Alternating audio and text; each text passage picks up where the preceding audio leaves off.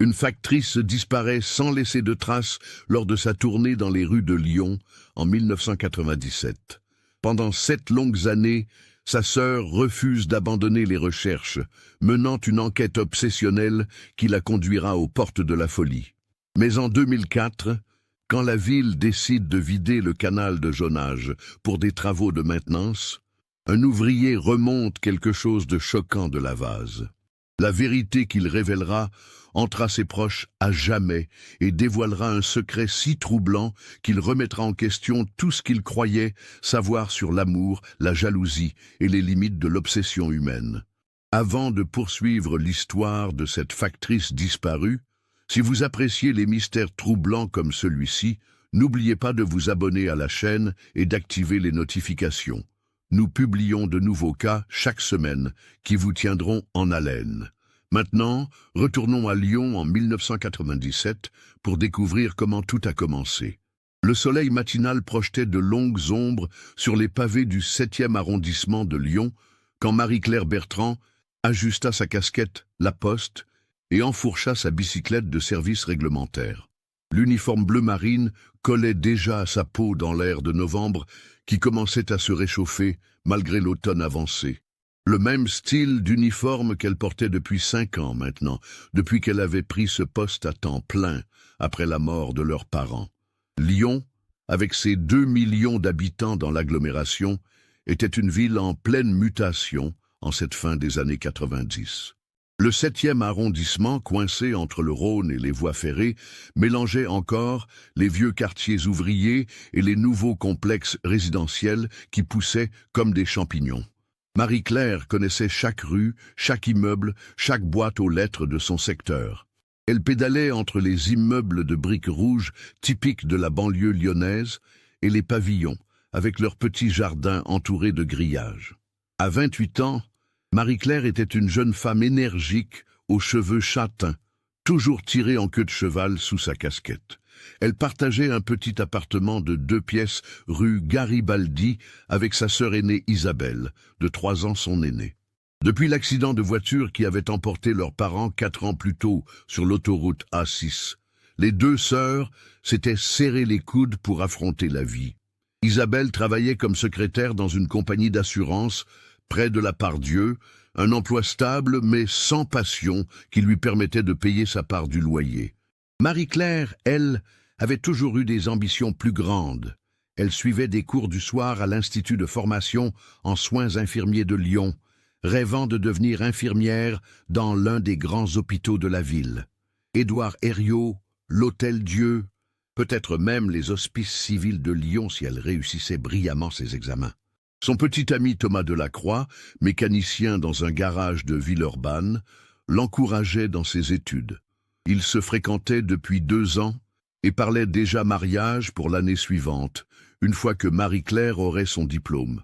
Thomas était un homme simple et honnête, fils d'ouvrier de la métallurgie qui travaillait dur pour économiser de quoi s'installer avec celle qu'il aimait. Ce samedi 15 novembre 1997, Marie-Claire avait commencé sa tournée comme d'habitude, vers 7h30 du matin. Les samedis étaient particuliers à la poste. Moins de courriers que les autres jours, mais des recommandés et des colis qui nécessitaient parfois de monter dans les étages pour obtenir une signature. Elle aimait ces journées plus calmes qui lui permettaient de prendre son temps, d'échanger quelques mots avec les habitants qu'elle croisait depuis des années. Sa bicyclette bleue était chargée des 2 sacoches réglementaires, La Poste, remplies du courrier du jour. Elle portait aussi son sac en bandoulière contenant ses papiers personnels, un peu de monnaie pour le déjeuner, et les clés de l'appartement qu'elle partageait avec Isabelle. Dans la poche de sa veste d'uniforme, elle gardait précieusement une photo de Thomas prise l'été précédent lors de leurs vacances à Annecy. Le quartier qu'elle desservait s'étendait de l'avenue Jean Jaurès jusqu'aux berges du Rhône, en passant par la rue de Marseille et ses nombreux commerces. C'était un secteur plutôt tranquille, habité par des familles de classe moyenne, des retraités et quelques étudiants qui louaient des chambres dans les anciens immeubles bourgeois reconvertis. Marie-Claire connaissait les habitudes de chacun.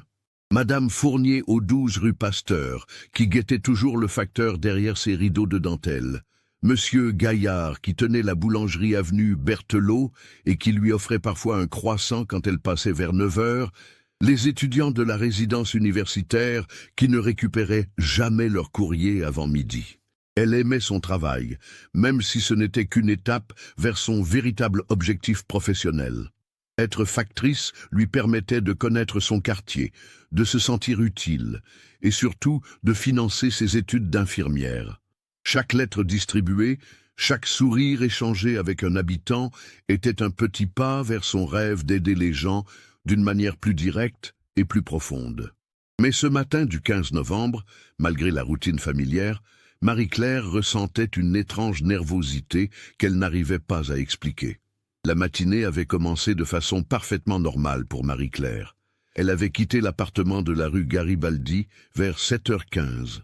Après avoir embrassé Isabelle, qui finissait de prendre son petit déjeuner avant de partir pour son bureau. « À ce soir !» avait-elle lancé en refermant la porte comme tous les matins depuis 5 ans. Le centre de tri postal du 7e arrondissement bourdonnait déjà d'activité quand elle était arrivée pour récupérer sa tournée. Marcel Fontaine, le chef d'équipe, un homme bourru mais bienveillant qui approchait de la retraite, lui avait remis ses sacoches avec un sourire. « Pas trop chargé aujourd'hui, ma petite Marie-Claire. Tu devrais finir vers 15 heures. » Elle avait commencé par la rue de Marseille, comme d'habitude, distribuant le courrier dans les commerces et les immeubles résidentiels. Vers 9h30, elle s'était arrêtée à la boulangerie Gaillard pour acheter un pain au chocolat, échangeant quelques plaisanteries avec le boulanger sur la météo capricieuse de novembre. « Attention aux nuages, ma petite !» lui avait dit M. Gaillard en regardant le ciel qui s'assombrissait. « On dirait qu'il va pleuvoir cet après-midi. » Marie-Claire avait haussé les épaules avec bonne humeur. « J'ai l'habitude, M. Gaillard. Un peu de pluie n'a jamais tué personne. » C'étaient les dernières paroles que quelqu'un l'entendrait prononcer. Vers 11 heures, elle était arrivée au 47 avenue Berthelot, un immeuble de 4 étages construit dans les années 1960, avec sa façade de béton gris typique de l'époque. L'immeuble abritait une vingtaine d'appartements, des familles pour la plupart, quelques personnes âgées et un couple d'étudiants au dernier étage. Céline Moreau, la concierge de l'immeuble, une femme de 35 ans aux cheveux noirs toujours impeccablement coiffés, attendait dans le hall d'entrée. Elle portait sa blouse de travail beige habituelle et tenait un registre à la main, comme si elle vérifiait quelque chose d'important. Mademoiselle Marie-Claire, l'avait-elle appelée avec un sourire particulièrement chaleureux. « Justement, je vous attendais. » Marie-Claire avait garé sa bicyclette contre la grille d'entrée et était entrée dans le hall, ses sacoches à l'épaule. Céline était une femme discrète mais toujours aimable, qui s'occupait de l'immeuble depuis 3 ans avec un professionnalisme exemplaire. Elle veillait à ce que les espaces communs soient toujours impeccables, que les boîtes aux lettres soient en bon état, et elle n'hésitait pas à rendre service aux locataires âgés. « Il y a un problème avec un recommandé ?» avait demandé Marie-Claire en fouillant dans ses sacoches. « Pas exactement », avait répondu Céline, son sourire se faisant plus mystérieux. « C'est plutôt à propos d'un colis très spécial qui est arrivé hier pour Madame Fernandez du 3e étage. Elle n'était pas là quand le livreur est passé, et elle m'a demandé de m'en occuper. » Marie-Claire avait froncé les sourcils. Les colis n'étaient généralement pas de son ressort le samedi, mais il arrivait que les services se coordonnent pour des livraisons spéciales, surtout quand les destinataires étaient âgés ou handicapés. « Elle attend quelque chose d'important ?»« Ses médicaments », avait expliqué Céline en baissant la voix, comme si elle partageait un secret. « Elle est diabétique, vous savez. L'insuline doit être conservée au frais, et le frigo de ma loge est en panne depuis hier. Je me demandais si vous pourriez l'aider à monter le colis chez elle. Elle a 82 ans et les escaliers lui sont difficiles. » Marie-Claire n'avait pas hésité. Aider les personnes âgées faisait partie de ces petites attentions qui donnaient du sens à son travail. « Bien sûr, pas de problème. Où est le colis ? » ?»« Dans ma loge, au sous-sol. Il faut que je vérifie l'étiquetage pour m'assurer que c'est bien le bon médicament. Madame Fernandez est très pointilleuse sur ces choses-là, vous comprenez ? » Elles avaient descendu l'escalier menant au sous-sol de l'immeuble, où se trouvait la loge de la concierge, les caves individuelles et la chaufferie. L'endroit était faiblement éclairé par quelques ampoules nues, et l'air sentait l'humidité et le béton. La loge de Céline était une petite pièce bien organisée, avec un bureau, quelques chaises et une armoire métallique où elle rangeait ses produits d'entretien. Sur le bureau trônait un service à thé en porcelaine, inhabituel dans un tel endroit, mais qui donnait une touche de raffinement à l'espace exigu. « Asseyez-vous un instant », avait proposé Céline en désignant une chaise. « Je vais chercher le colis dans l'armoire. En attendant, voulez-vous une tasse de thé? J'en ai justement préparé. Il fait si froid aujourd'hui. » L'Odé, Marie-Claire avait accepté avec plaisir. Elle n'était pas pressée, et la gentillesse de Céline la touchait. Peu de concierges prenaient la peine d'offrir le thé au facteur. Céline lui avait servi une tasse fumante dans une jolie tasse en porcelaine décorée de petites fleurs bleues. Le thé était délicieux, avec un goût légèrement sucré et une arrière-saveur florale qu'elle n'arrivait pas à identifier. « C'est un mélange spécial », avait expliqué Céline en voyant l'expression de Marie-Claire. « Thé noir de Ceylan, avec un peu de miel et des extraits de plantes. Ma grand-mère me l'a appris. » Marie-Claire avait bu la moitié de sa tasse quand elle avait commencé à se sentir étrange. D'abord une légère somnolence, puis une sensation de vertige qui s'intensifiait rapidement. Sa vision devenait floue, et ses membres lui semblaient de plus en plus lourds. « Je ne me sens pas bien », avait-elle murmuré en tentant de se lever. Céline la regardait avec une expression qu'elle n'avait jamais vue auparavant. Plus de chaleur, plus de gentillesse, juste une froideur clinique, presque scientifique, comme si elle observait une expérience en cours. « C'est normal », avait dit Céline d'une voix parfaitement calme. « Les somnifères mettent quelques minutes à faire effet. Ne vous inquiétez pas, vous ne souffrirez pas. » Marie-Claire avait voulu crier, appeler à l'aide, mais sa voix ne sortait plus. Ses jambes avaient cédé et elle s'était effondrée sur la chaise, consciente, mais incapable de bouger. La dernière chose qu'elle avait vue avant de sombrer dans l'inconscience était le visage de Céline penché sur elle, et dans ses yeux une lueur de satisfaction troublante. « Ah, il ne mérite pas quelqu'un comme toi », avait murmuré Céline. « Thomas mérite mieux, il mérite quelqu'un qu'il comprend vraiment. » Puis tout était devenu noir. Vers 17 heures, Marcel Fontaine, au centre de tri, commençait à s'inquiéter. Marie-Claire n'était pas rentrée et ne répondait pas aux appels radio. Ce n'était pas dans ses habitudes de prendre du retard sans prévenir, encore moins de ne pas répondre aux communications. Il avait envoyé un collègue vérifier sa tournée habituelle, mais la bicyclette de service et Marie-Claire avaient disparu sans laisser de traces. Isabelle Bertrand n'oublierait jamais cette soirée du 15 novembre 1997. Elle était rentrée du travail vers 18h30, fatiguée par une journée chargée au bureau d'assurance, s'attendant à trouver Marie-Claire en train de réviser ses cours d'infirmière sur la table de la cuisine, comme tous les samedis soirs. L'appartement était vide et silencieux. D'abord, elle n'avait pas été inquiète. Marie-Claire était peut-être sortie faire des courses ou voir Thomas. Mais quand 20 heures avaient sonné sans aucune nouvelle, l'angoisse avait commencé à monter. Sa sœur était quelqu'un de méthodique, qui prévenait toujours quand elle modifiait ses habitudes. À 21 heures, elle avait appelé Thomas chez lui. « Marie-Claire ? Non, je ne l'ai pas vue depuis mercredi soir. On devait se voir demain dimanche. Pourquoi ? Il y a un problème. » L'inquiétude dans la voix de Thomas avait confirmé les craintes d'Isabelle. Quelque chose n'allait pas. Elle avait alors contacté Marcel Fontaine, dont Marie-Claire lui avait donné le numéro pour les urgences. Le chef d'équipe lui avait expliqué que sa sœur n'était pas rentrée de sa tournée. Ils avaient vérifié le secteur sans la trouver et qu'ils s'apprêtaient à contacter la police. « Ne vous affolez pas, mademoiselle Bertrand », avait-il dit d'une voix qui se voulait rassurante. « Il y a sûrement une explication simple. Peut-être un problème mécanique avec la bicyclette ou un malaise qui l'a obligé à s'arrêter quelque part. » Mais dans le cœur d'Isabelle, l'espoir s'amenuisait d'heure en heure. La police avait ouvert une enquête dès le dimanche matin. L'inspecteur principal Jean-Luc Mercier, un homme expérimenté de la brigade criminelle de Lyon, avait pris l'affaire en main avec le sérieux qu'elle méritait. Les premières 48 heures étaient cruciales dans les cas de disparition, et il le savait. Les recherches avaient commencé immédiatement. Des équipes cynophiles avaient ratissé le secteur de la tournée de Marie-Claire, les berges du Rhône et de la Saône, les parcs et jardins publics du 7e arrondissement. Des plongeurs avaient exploré les eaux des deux fleuves, craignant qu'elle soit tombée de sa bicyclette et se soit noyée. Tous les habitants du quartier avaient été interrogés.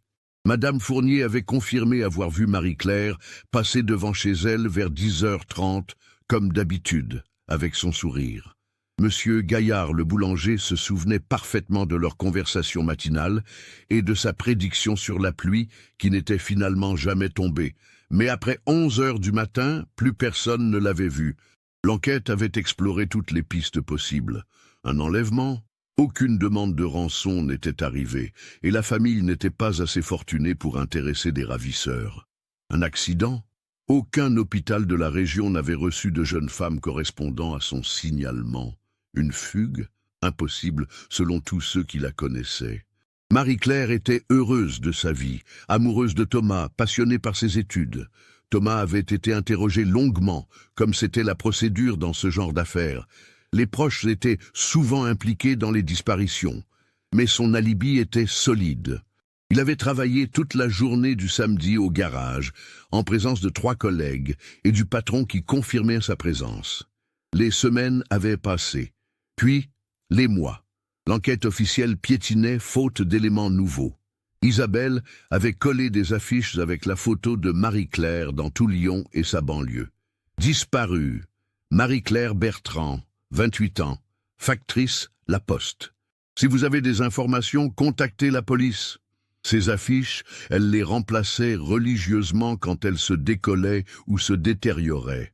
C'était devenu son rituel, sa façon de maintenir vivante la mémoire de sa sœur et l'espoir de la retrouver. Thomas, rongé par la culpabilité de ne pas avoir été là quand Marie-Claire avait eu besoin de lui, s'était jeté à corps perdu dans les recherches. Il parcourait les rues de Lyon tous les soirs après le travail, interrogeant les sans-abri, fouillant les terrains vagues, suivant la moindre piste, même la plus improbable. La relation entre Isabelle et Thomas s'était compliquée avec le temps. Unis dans la douleur les premiers mois, ils avaient fini par se disputer sur les méthodes de recherche, sur les enquêteurs privés à engager, sur les médiums qui prétendaient pouvoir les aider. Chacun gérait son chagrin à sa manière, et ces manières différentes créaient des tensions. En 1999, 2 ans après la disparition, Thomas avait commencé à fréquenter discrètement d'autres femmes. Il ne l'avait jamais avoué à Isabelle, mais elle l'avait deviné à ses absences de plus en plus fréquentes aux commémorations qu'elle organisait chaque 15 novembre. Elle lui en voulait, mais comprenait aussi. Comment demander à un homme de 30 ans de rester fidèle à un fantôme? Marie-Claire était-elle seulement encore vivante après tant d'années sans nouvelles? Isabelle, elle, n'arrivait pas à faire le deuil. Elle avait transformé la chambre de Marie-Claire en sanctuaire, conservant intacts ses livres de cours, ses vêtements, même le café qu'elle n'avait pas fini de boire le matin de sa disparition et qui avait moisi dans la tasse. Elle avait consulté plusieurs détectives privés, dépensant ses économies et s'endettant pour financer des recherches qui n'aboutissaient jamais. Certains étaient sérieux, mais impuissants, d'autres profitaient cyniquement de son désespoir. Sa vie professionnelle en avait souffert.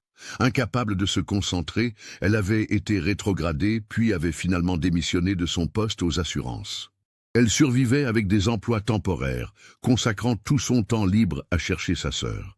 Les amis s'étaient progressivement éloignés, lassés de ses obsessions et de son refus d'accepter que Marie-Claire puisse être morte. « Il faut que tu passes à autre chose, Isabelle, » lui répétait-il. « Ça fait 4 ans maintenant. Tu dois penser à ta propre vie. » Mais Isabelle ne pouvait pas.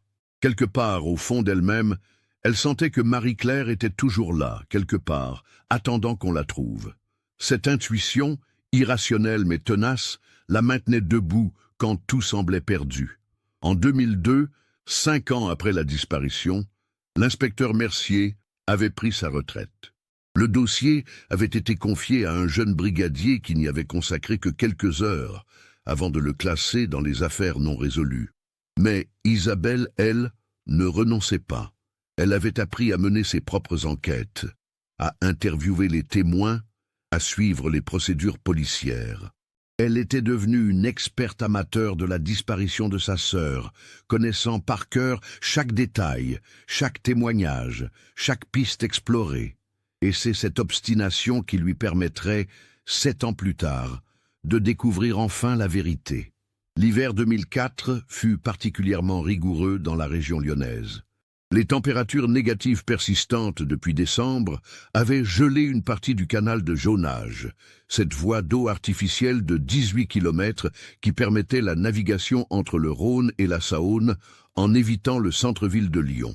Le canal, creusé au XIXe siècle, nécessitait un entretien régulier pour maintenir sa navigabilité. Depuis sa construction, il n'avait été vidé complètement qu'à 3 reprises pour des réparations majeures.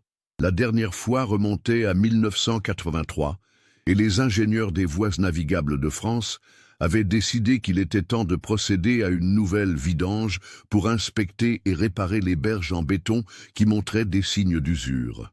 Les travaux avaient commencé le 15 mars 2004, exactement 7 ans et 4 mois après la disparition de Marie-Claire. Ironie du calendrier que personne ne remarqua sur le moment. Philippe Castanet, contremaître de l'entreprise lyonnaise de travaux fluviaux, supervisait les opérations depuis l'aube. C'était un homme de 45 ans, trapu et bronzé par des années de travail en extérieur, qui connaissait le canal comme sa poche. Il avait déjà participé à la vidange de 1983 quand il était jeune ouvrier, et dirigeait maintenant une équipe de 12 hommes. « Attention les gars !» avait-il lancé à son équipe pendant le briefing matinal. On va découvrir 21 ans de cochonnerie au fond de ce canal. Préparez-vous à voir de tout, des caddies de supermarché, des vélos, peut-être même quelques voitures. Et surtout, on touche à rien sans prévenir. S'il y a quoi que ce soit de suspect, on appelle d'abord. Les pompes industrielles avaient tourné pendant 3 jours pour évacuer les millions de litres d'eau. Progressivement, le niveau baissait, révélant les berges habituellement immergées, couvertes d'une vase noirâtre et malodorante accumulée pendant des décennies. C'est le 18 mars vers 14 heures que Denis Fournier, un ouvrier de 38 ans spécialisé dans les travaux aquatiques, avait fait la découverte qui allait tout changer. « Philippe !»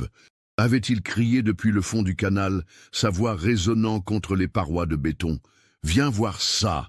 Castanet était descendu le rejoindre, les bottes s'enfonçant dans la vase gluante. Fournier se tenait près de la pile du pont de l'avenue Berthelot, pointant du doigt quelque chose qui dépassait de la boue. « Au début, j'ai cru que c'était encore un vélo volé », expliquait Fournier en dégageant précautionneusement l'objet avec sa pelle. « Mais regarde bien les couleurs. Ce qui émergeait de la vase était effectivement une bicyclette, mais pas n'importe laquelle. Le bleu caractéristique était encore visible, malgré la corrosion, et sur le cadre, partiellement effacé, mais encore lisible, les lettres « La Poste » apparaissaient en blanc. « Putain !» avait murmuré Castanet. « Une bicyclette de facteur.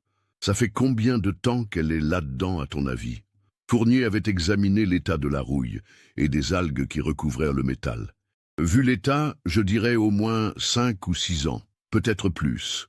Les 2 hommes s'étaient regardés, pensant la même chose. Les bicyclettes de la Poste ne finissaient pas au fond d'un canal par accident. Soit elle était tombée lors d'un accident, soit quelqu'un l'y avait jetée volontairement. « On remonte et on appelle les flics », avait décidé Castanet. « Protocole oblige ». Pendant que ces hommes continuaient de nettoyer d'autres sections du canal, Philippe Castanet avait contacté le commissariat du 7e arrondissement. Il était tombé sur le brigadier-chef Laurent Rousseau, un policier consciencieux, qui avait immédiatement saisi l'importance potentielle de la découverte. « Une bicyclette La Poste dans le canal ?» avait répété Rousseau. « Attendez, ne bougez rien. J'arrive avec une équipe technique. Et surtout, interdisez l'accès à la zone jusqu'à notre arrivée. » 1 heure plus tard, 3 véhicules de police étaient garés sur l'avenue Berthelot, au-dessus du canal. Le brigadier-chef Rousseau était accompagné de 2 techniciens, de l'identité judiciaire et d'un photographe. Ils étaient descendus dans le canal avec des équipements de protection, documentant minutieusement la position et l'état de la bicyclette avant de la remonter. Sur les berges, une petite foule de curieux s'était rassemblée. Parmi eux, Isabelle Bertrand, qui passait par hasard dans le secteur pour déposer de nouvelles affiches de sa sœur dans les commerces du quartier. En voyant les véhicules de police et l'activité inhabituelle autour du canal, elle s'était approchée avec cette attention particulière que développent les familles de disparus pour tout événement sortant de l'ordinaire. « Qu'est-ce qui se passe ?» avait-elle demandé à un passant. « Ils ont trouvé un vélo de facteur au fond du canal », avait répondu l'homme en haussant les épaules. « Ah, ça a l'air d'intéresser les flics. » Le cœur d'Isabelle s'était arrêté. Un vélo de facteur, dans le canal, 7 ans après la disparition de Marie-Claire.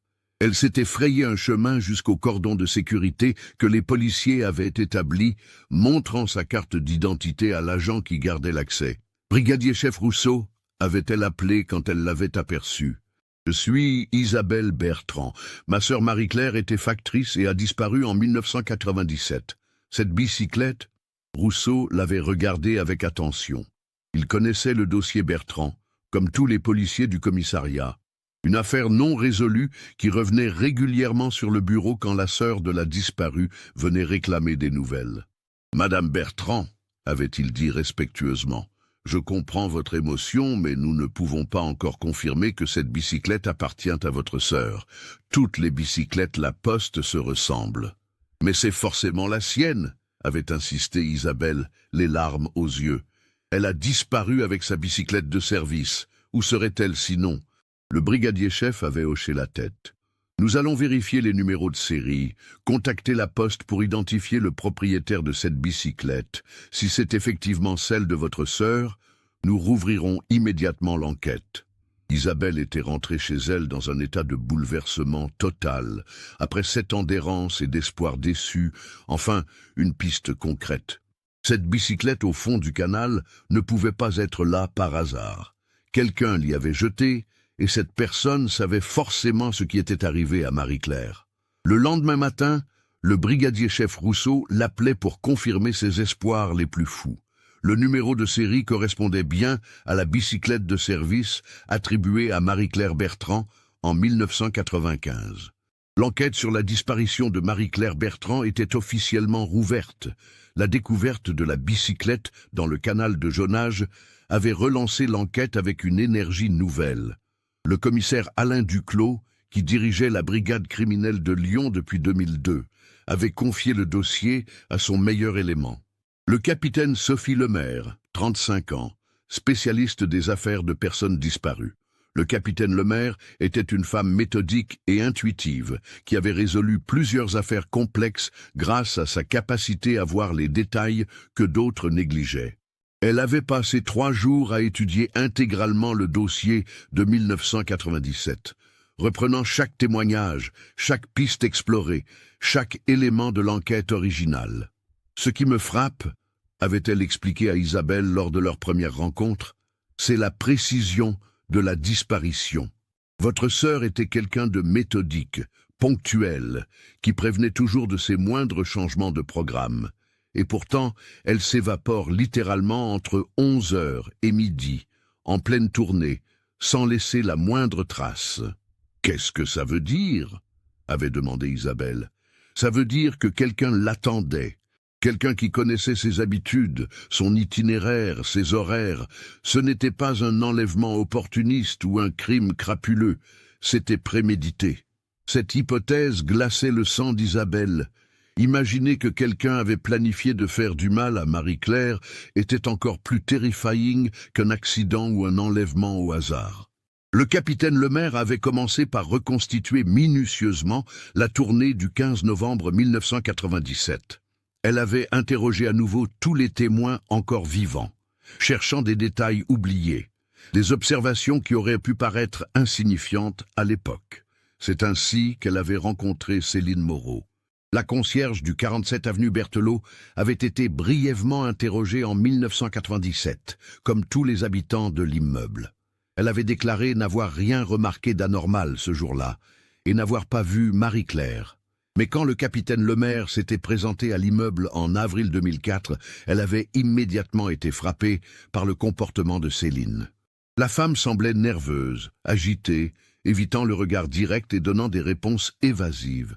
Vous souvenez-vous de Marie-Claire Bertrand, la factrice qui a disparu en 1997 avait demandé le capitaine. Vaguement, avait répondu Céline en tripotant nerveusement le trousseau de clés qu'elle portait à la ceinture. Ça fait si longtemps, il y a eu tellement de facteurs depuis. Pourtant, elle desservait votre immeuble depuis plusieurs années. Les autres habitants s'en souviennent très bien. Je ne sais pas quoi vous dire.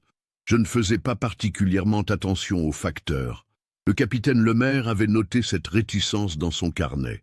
Pourquoi cette femme semblait-elle si mal à l'aise en parlant de Marie-Claire? Elle avait ensuite interrogé les autres habitants de l'immeuble. Madame Fernandez, 89 ans maintenant, se souvenait parfaitement de Marie-Claire. Une gentille petite, toujours souriante. Elle m'aidait parfois à porter mes courses jusqu'au 3e étage. Une vraie perle, cette gamine. Et Céline, votre concierge, comment s'entendait-elle avec Marie-Claire? Le visage de la vieille dame s'était assombri. Céline, c'est une femme bizarre, vous savez, très secrète. Elle fait bien son travail, mais elle n'aime pas qu'on pose des questions sur sa vie privée. Et puis elle a des obsessions. Quel genre d'obsession? Elle collectionne les objets perdus. Quand les gens déménagent et oublient des choses, au lieu de les jeter, elle les garde. Sa loge est remplie de vieux meubles, de vêtements, de bibelots. Elle dit que ça lui rappelle de bons souvenirs, mais moi je trouve ça malsain. Cette information avait intrigué le capitaine Lemaire. Elle était retournée voir Céline le lendemain, prétextant vouloir examiner la loge pour comprendre le passage habituel des facteurs. La loge de Céline était effectivement encombrée d'objets hétéroclites. Des livres, des vêtements, de la vaisselle, des petits meubles. Tout était méticuleusement rangé et nettoyé, comme dans un musée personnel. « Vous collectionnez les objets abandonnés ?» avait demandé le capitaine en examinant une étagère remplie de bibelots. « Je n'aime pas le gaspillage », avait répondu Céline d'un ton défensif. « Les gens jettent tellement de belles choses, moi, je leur redonne une seconde vie. » C'est alors que le capitaine Lemaire avait remarqué quelque chose qui avait fait bondir son cœur. Sur une petite table près de la fenêtre, une casquette La Poste était posée à côté d'un service à thé en porcelaine. « Cette casquette » avait-elle dit en s'approchant. « D'où vient-elle » Céline avait pâli. « Je ne sais plus. Un facteur a dû l'oublier il y a longtemps. » « Il y a longtemps comment ?»« Je ne me souviens pas exactement. Peut-être 2000 ou 2001. » Le capitaine Lemaire avait examiné la casquette de plus près. À l'intérieur, sur l'étiquette du fabricant, on pouvait encore lire au feutre noir « M.C. Bertrand ». « Madame Moreau » avait dit le capitaine d'une voix très calme. « Cette casquette appartient à Marie-Claire Bertrand. Comment se fait-il qu'elle soit en votre possession ?» Le silence qui avait suivi avait duré une éternité. Céline regardait la casquette comme si elle la voyait pour la première fois, ses mains tremblant visiblement. « Je ne comprends pas », avait-elle finalement balbutié. « Comment cette casquette peut-elle... Je veux dire, Madame Moreau, je pense qu'il serait préférable que vous m'accompagniez au commissariat. Nous avons besoin de clarifier certaines choses. » Mais Céline avait secoué la tête violemment. « Non, non, je ne vais nulle part. Vous n'avez pas le droit. Je n'ai rien fait. » Elle s'était ruée vers la sortie de la loge, mais le capitaine Lemaire l'avait interceptée. « Madame Moreau, je vous arrête pour détention d'effets personnels d'une personne disparue. Vous avez le droit de garder le silence. »« Lâchez-moi » avait crié Céline en se débattant. « Vous ne comprenez rien. Elle ne le méritait pas. Elle ne le méritait pas. » Ces mots, prononcés dans l'affolement, avaient confirmé les soupçons du capitaine Lemaire. Céline Moreau savait exactement ce qui était arrivé à Marie-Claire Bertrand. Au commissariat, face aux preuves et sous la pression de l'interrogatoire, Céline avait fini par craquer. Mais sa version des faits était si troublante que le capitaine Lemaire avait d'abord eu du mal à y croire. L'histoire remontait à 1995, quand Thomas Delacroix avait commencé à fréquenter un bar près de son garage, le Troquet des Mécaniques. Céline s'y rendait aussi régulièrement après son service, cherchant à rencontrer quelqu'un après sa journée de solitude dans l'immeuble. Elle était tombée amoureuse de Thomas dès le premier regard. Il était exactement ce qu'elle cherchait, un homme simple, travailleur, fidèle. Ils avaient discuté plusieurs fois, et Thomas s'était montré gentil avec elle, sans arrière-pensée, juste par politesse. Pour Céline, ces conversations anodines étaient devenues des preuves d'amour réciproque. Elle s'était persuadée que Thomas partageait ses sentiments, mais qu'il était trop timide pour les exprimer.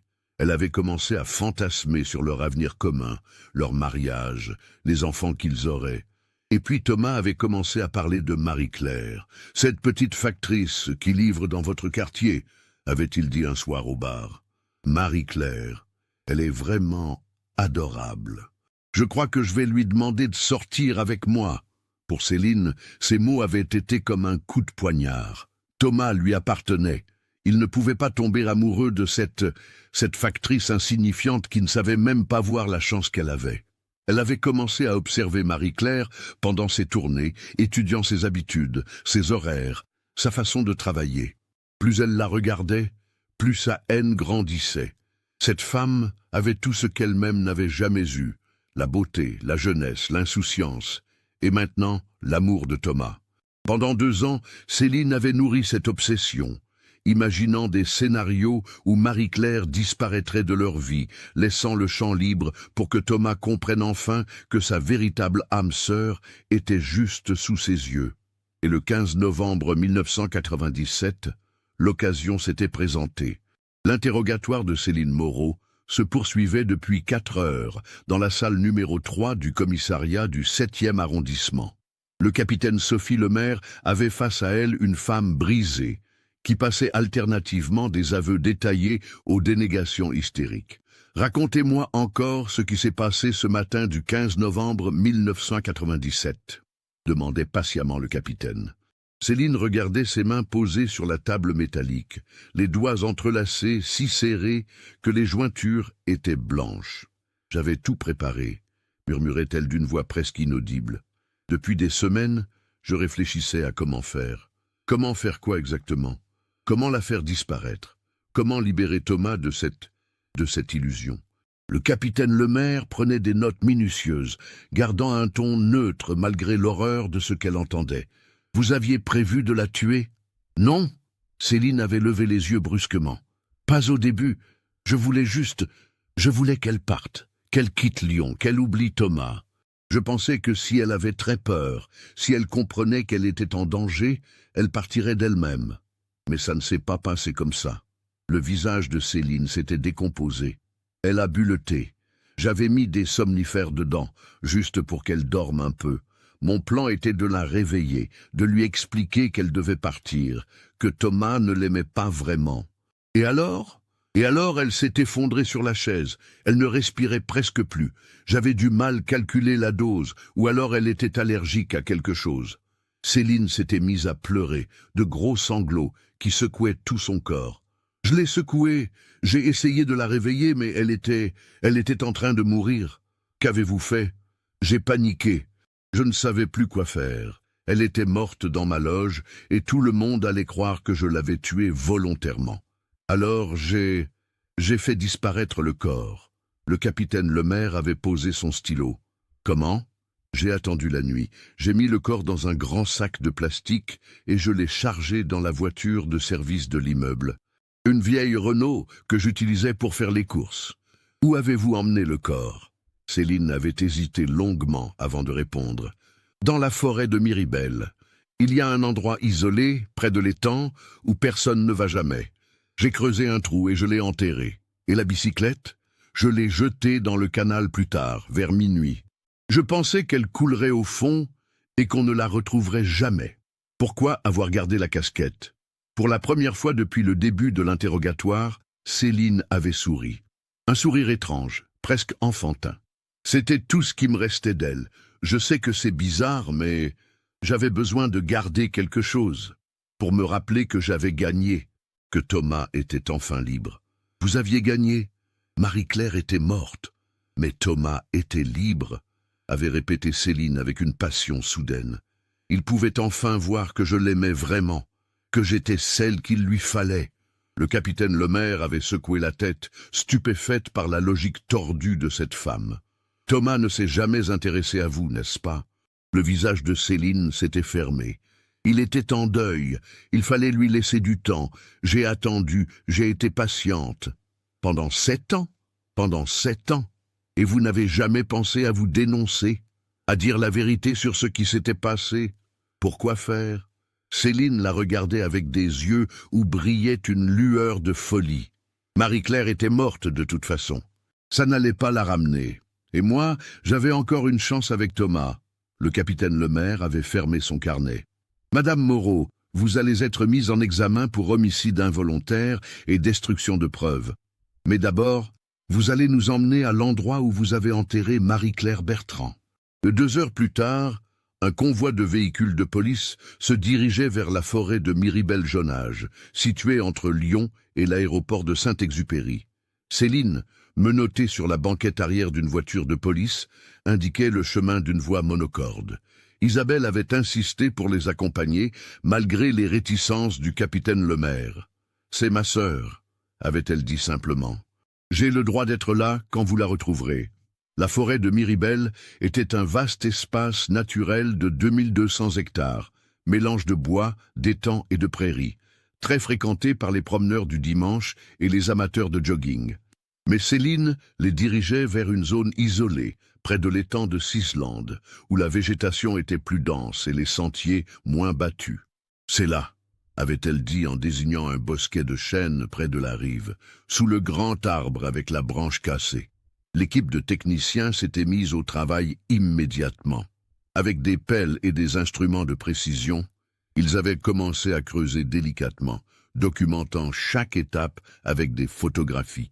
Isabelle se tenait à distance, le cœur battant, oscillant entre l'espoir de retrouver enfin sa sœur et la terreur de ce qu'ils allaient découvrir. Au bout de 2 heures de fouilles minutieuses, l'un des techniciens avait relevé la tête. « Capitaine, on a quelque chose !» Dans la terre humide, à environ 1 mètre de profondeur, apparaissaient les restes d'un tissu bleu marine. L'uniforme, la poste de Marie-Claire, remarquablement conservée par l'acidité du sol forestier. Isabelle s'était effondrée en sanglots. Après 7 ans d'incertitude, de faux espoirs et de nuits blanches, elle savait enfin. Marie-Claire était morte. Sa petite sœur, si vivante, si pleine de projets, avait été tuée par une femme dérangée qui fantasmait sur l'homme qu'elle aimait. Les restes de Marie-Claire avaient été exhumés avec le plus grand respect. Le médecin légiste présent sur place avait confirmé que le corps était bien celui d'une jeune femme correspondant à l'âge et au signalement de la disparue. L'autopsie déterminerait les causes exactes de la mort, mais tout portait à croire que Céline avait dit la vérité sur l'empoisonnement accidentel. En repartant de la forêt ce soir-là, Isabelle tenait dans ses mains le sac contenant les quelques effets personnels retrouvés avec le corps, les clés de l'appartement, la photo de Thomas dans son portefeuille, la montre que leurs parents avaient offerte à Marie-Claire pour ses 20 ans. 7 ans après, elle pouvait enfin pleurer sa sœur et commencer son deuil. Le procès de Céline Moreau s'ouvrit au palais de justice de Lyon le 15 novembre 2005, exactement 8 ans après la disparition de Marie-Claire Bertrand.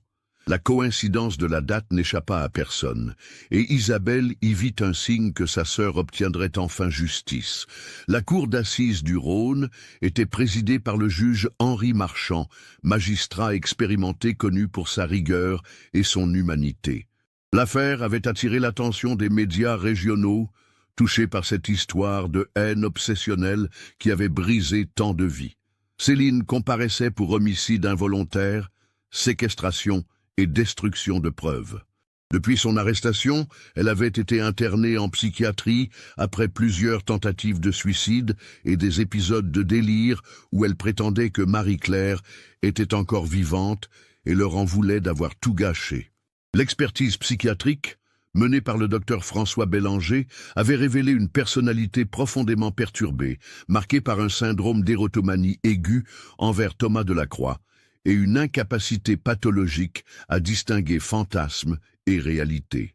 L'accusé, expliquait le psychiatre à la barre, a développé une relation imaginaire avec M. Delacroix, basée sur des conversations anodines qu'elle a interprétées comme des preuves d'amour réciproque. Dans son univers mental déformé, Marie-Claire Bertrand était un obstacle à supprimer pour que sa relation fantasmée puisse exister. Thomas Delacroix avait témoigné en tant que partie civile, bouleversé de découvrir que la mort de Marie-Claire était liée à une obsession dont il n'avait jamais eu conscience. « Je ne me souvenais même pas d'avoir parlé à cette femme », avait-il déclaré d'une voix brisée. Quelques mots échangés dans un bar et elle en avait fait toute une histoire d'amour. Si j'avais su, si j'avais pu deviner, Isabelle était présente chaque jour du procès, assise au premier rang, regardant cette femme qui avait détruit sa famille. Étrangement, elle n'éprouvait pas de haine envers Céline, plutôt de la pitié pour cette âme torturée qui avait vécu pendant des années dans un monde imaginaire. « Madame Moreau », avait demandé le président du tribunal lors de l'interrogatoire de l'accusé, « regrettez-vous vos actes ?»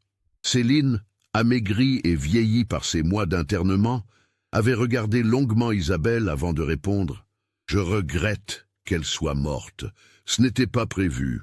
Je voulais juste qu'elle parte, qu'elle nous laisse tranquilles, Thomas et moi. » Ah, il n'y avait pas de Thomas et vous, Madame Moreau. Cette relation n'existait que dans votre imagination. « Non !» avait crié Céline soudain. « Il m'aimait, il me parlait, il était gentil avec moi.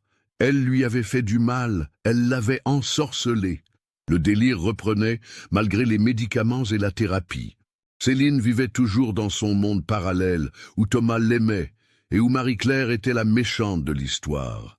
L'avocat général, maître Claire Dubois, avait requis 15 ans de réclusion criminelle, rappelant que même si l'homicide n'était pas prémédité, la séquestration et la destruction du corps constituaient des circonstances aggravantes, graves. L'avocat de la défense, maître Jean-Paul Lemercier, avait plaidé l'irresponsabilité pénale pour troubles mentaux, arguant que sa cliente était incapable de mesurer la portée de ses actes au moment des faits. Mais les experts psychiatriques avaient conclu que malgré ses troubles, Céline était consciente de la gravité de ses actes, comme le prouvait sa capacité à dissimuler le corps et à mentir pendant l'enquête de 1997. Le verdict était tombé après 3 jours de délibération. Céline Moreau était condamnée à 12 ans de réclusion criminelle, assortie d'un suivi psychiatrique obligatoire. La Cour avait retenu des circonstances atténuantes liées à ces troubles mentaux, tout en soulignant la gravité des faits et le traumatisme causé à la famille de la victime. Céline avait accueilli le verdict sans réaction, le regard vide, comme si elle ne comprenait plus où elle se trouvait ni pourquoi on la jugeait. Pour Isabelle, ce procès marquait la fin d'un cauchemar de 8 ans. Marie-Claire pouvait enfin reposer en paix. Les funérailles de Marie-Claire Bertrand eurent lieu le 3 décembre 2005 au cimetière de la Croix-Rousse, dans le caveau familial où reposaient déjà leurs parents. Isabelle avait organisé une cérémonie simple mais émouvante, réunissant tous ceux qui avaient aimé sa sœur. Thomas était présent, marqué par la culpabilité de se sentir indirectement responsable de cette tragédie. Il avait entre-temps refait sa vie avec une collègue de travail, mais le souvenir de Marie-Claire le hantrait toujours. Marcel Fontaine, l'ancien chef d'équipe de la Poste, maintenant retraité, était venu rendre un dernier hommage à celle qu'il considérait comme l'une de ses meilleures factrices. Elle aimait vraiment son travail, avait-il dit à Isabelle. Elle aimait les gens qu'elle servait, c'est comme ça qu'il faut se souvenir d'elle. Le capitaine Sophie Lemaire assistait aussi à la cérémonie, ému de pouvoir enfin apporter la paix à cette famille brisée. Cette affaire l'avait marqué profondément et renforcé dans sa vocation de rendre justice aux victimes oubliées. Sur la pierre tombale, Isabelle avait fait graver une inscription simple. Marie-Claire Bertrand, 1969-1997, factrice, étudiante, sœur aimée. Son sourire illuminait chaque rue de son parcours. Après les funérailles, Isabelle avait enfin pu commencer sa propre reconstruction. Elle avait repris des études pour devenir assistante sociale, voulant aider d'autres familles confrontées à la disparition d'un proche. L'association qu'elle créa en 2007, Marie-Claire aide aux familles de disparus, continue aujourd'hui encore à accompagner ceux qui vivent l'enfer de l'incertitude. Céline Moreau purge sa peine à la maison d'arrêt de Lyon-Corbas. Selon les rapports médicaux, son état mental ne s'améliore pas. Elle continue à écrire des lettres à Thomas, qui ne les reçoit jamais car elles sont interceptées par l'administration pénitentiaire. Dans ces lettres, elle raconte leur vie imaginaire, leurs projets d'avenir, comme si Marie-Claire n'avait jamais existé. Cette histoire nous rappelle que derrière les façades les plus ordinaires peuvent se cacher les obsessions les plus dangereuses. Marie-Claire Bertrand est morte victime d'un amour fantasmé qu'elle ne soupçonnait même pas. Son seul crime avait été d'aimer un homme que quelqu'un d'autre s'était approprié en imagination. Aujourd'hui, quand Isabelle se promène dans les rues du 7e arrondissement de Lyon, elle pense encore à sa sœur pédalant sur sa bicyclette bleue, distribuant le courrier avec le sourire, ignorant qu'elle était observée par des yeux pleins de haine.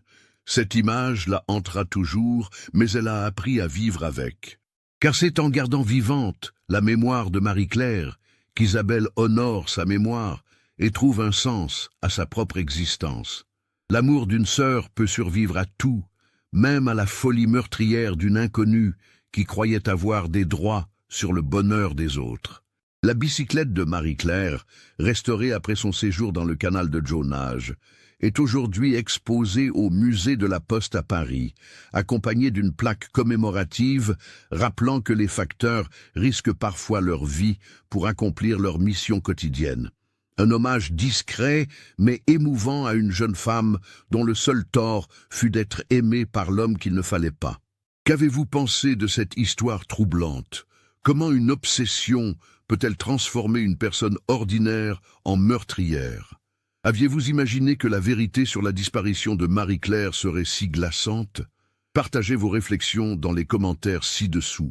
Si ce type d'enquête criminelle vous passionne et que vous voulez découvrir d'autres mystères français, n'oubliez pas de vous abonner à la chaîne et d'activer les notifications. Votre soutien nous permet de continuer à révéler ces vérités oubliées qui méritent d'être connues. Laissez un like si cette histoire vous a marqué et partagez-la avec quelqu'un qui s'intéresse aux affaires criminelles françaises. Car c'est en gardant vivante la mémoire de ces tragédies que nous pouvons espérer qu'elles ne se reproduisent jamais.